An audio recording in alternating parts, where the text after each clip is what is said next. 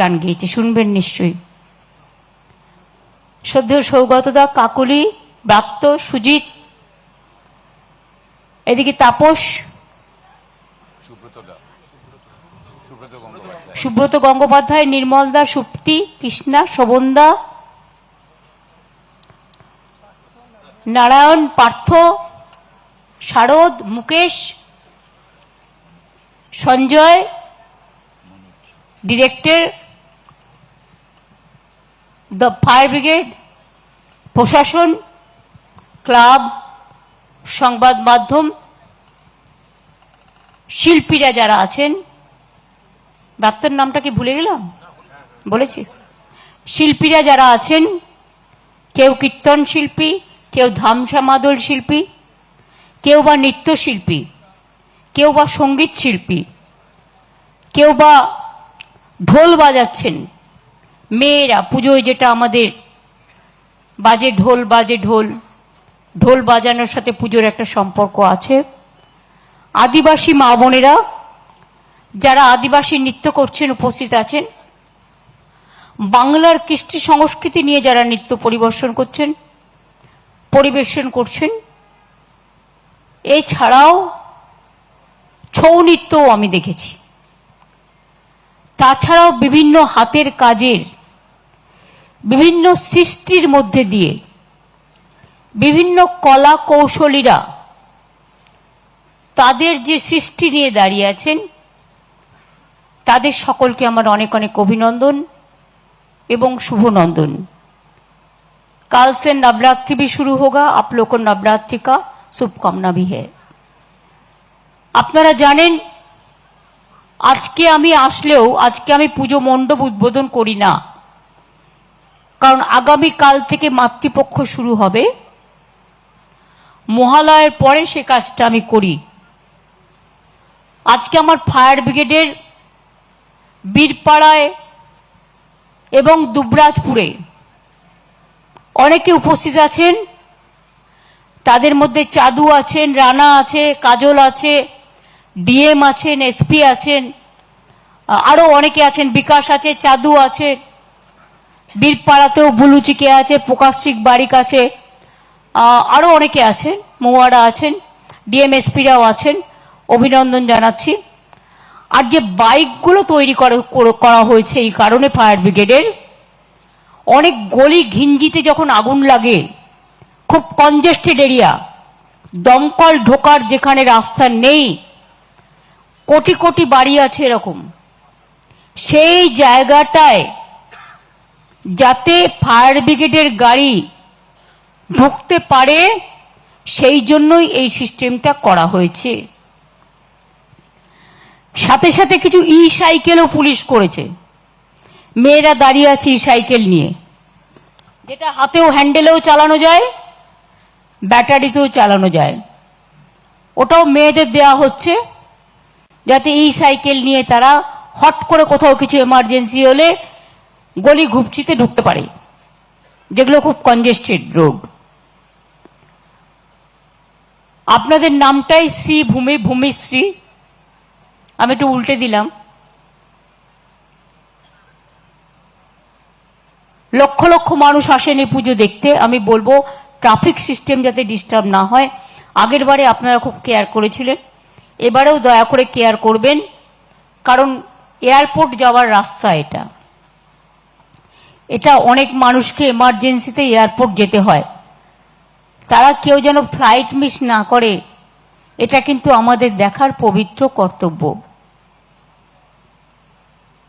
এবারে চারিদিকে বন্যা হয়েছে, উত্তরবঙ্গ থেকে দক্ষিণবঙ্গ।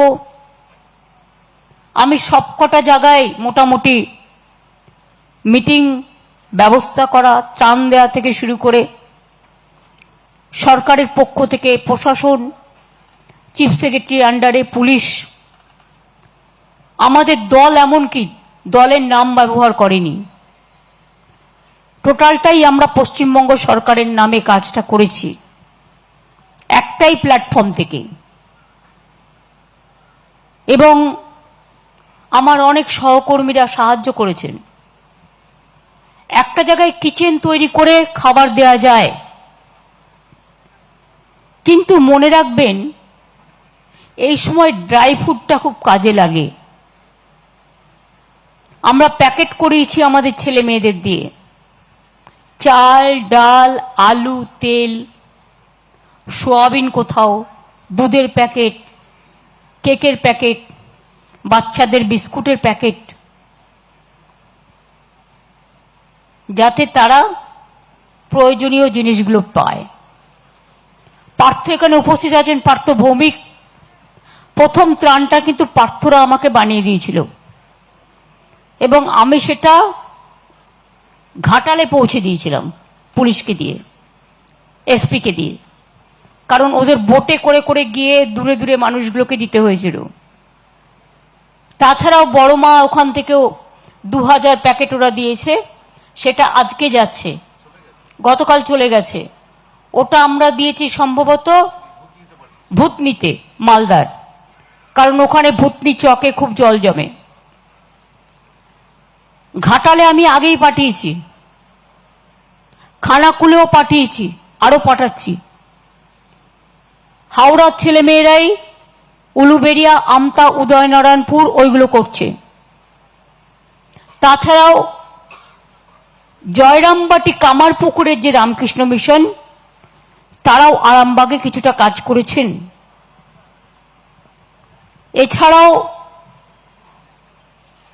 যে জল ছেড়েছে নেপাল থেকে কোশি নদী, প্রায় 6 লাখ কিউসেক ওয়াটার, যা আগে ডিভিসি ছেড়ে সাউথ বঙ্গকে ভিজিয়েছিল, এবার নর্থ বেঙ্গলকে ভিজিয়েছে। তাদের জন্য মালদার রতুয়া, হরিশ্চন্দ্রপুর, গাজলে আজকে ত্রাণ ড্রাই ফ্রুট গেছে। এমনি গভর্নমেন্ট দিচ্ছে, কিন্তু এটা এক্সট্রা আমরা করেছি। এটা আমাদের কন্ট্রিবিউশন টু দ্য সোসাইটি। সেবা করাটা মানুষের বড় ধর্ম, এটাই পুজো, এটাই উৎসব। মানুষের মুখে হাসি না থাকলে কারো মুখে হাসি থাকে না, এমনকি দেবীর মুখেও হাসি থাকে না। তাই কালকেও যাবে কালকে আমার যাবে ফরাক্কা, সুতি আর কিছুটা কান্দি। তারপরেও আমার বাকি থাকবে যেটা রতুয়ার অর্ধেক অঞ্চল,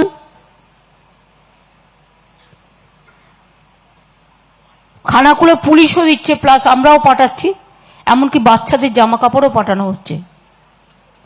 যতটা সম্ভব এমনি চাল ডাল জিয়ার তারা পায়, তিপ্পল, কাপড় জামা, কিন্তু ড্রাই ফ্রুট না থাকলে জলে তারা পাবে কোত্থেকে? জলটার জন্য আলাদা ব্যবস্থা করতে হয়, জলের ট্যাঙ্ক পরিমাণ মতো, কারণ বন্যার জল আর খাবার জল যদি একসাথে মিশে যায় আর সেটা যদি কেউ খায় তার ডায়রিয়া হয়ে যায়। তারপরে মনে রাখবেন বন্যা হলে কি হয়, এটা তো ম্যানমেড ফ্লাড, তৈরি করে দেওয়া। আগামীকাল মহালয়া আছে, হাই টাইড আছে। আপনারা যারা গঙ্গার দিকে থাকেন না তারা এটা বুঝবেন না, যারা গঙ্গার দিকে থাকে তাদের জন্য প্রবলেম। এমনকি লাস্টের ওই জলটা তো আমার বাড়িতেও ঢুকে গেছিল, আমি আদি গঙ্গার পাশেই থাকি ছোটবেলা থেকে। আজকে আমি বড় গঙ্গা দেখতে দেখতে এলাম, পুরো ভর্তি। এরপর আকাশের মুখটা গম্ভীর, মেঘলা মেঘলা, তার মধ্যে কালকে হাই টাইড আসবে, মহালয়া। আবার কালকে সূর্যগ্রহণ আছে, 9:13 শুরু হবে রাত্রিরে, আর রাত্রি 3:17 শেষ হবে। তার একটা প্রভাব পড়ে, যদিও আমাদের এখানে দিন নয়, আমাদের এখানে রাত, কিন্তু অনেক জায়গায় দিন হয় এই সময়, আপনারা জানেন। সুতরাং এটা সারা পৃথিবী জুড়ে হয় বলে রাতেই সূর্যগ্রহণের প্রভাবটা এদিকেও পড়বে। আজ থেকেই তার মেঘলা মেঘলা আবহাওয়া তার জন্য শুরু হয়ে গেছে। আর দেবীর এবার দোলায় গমন।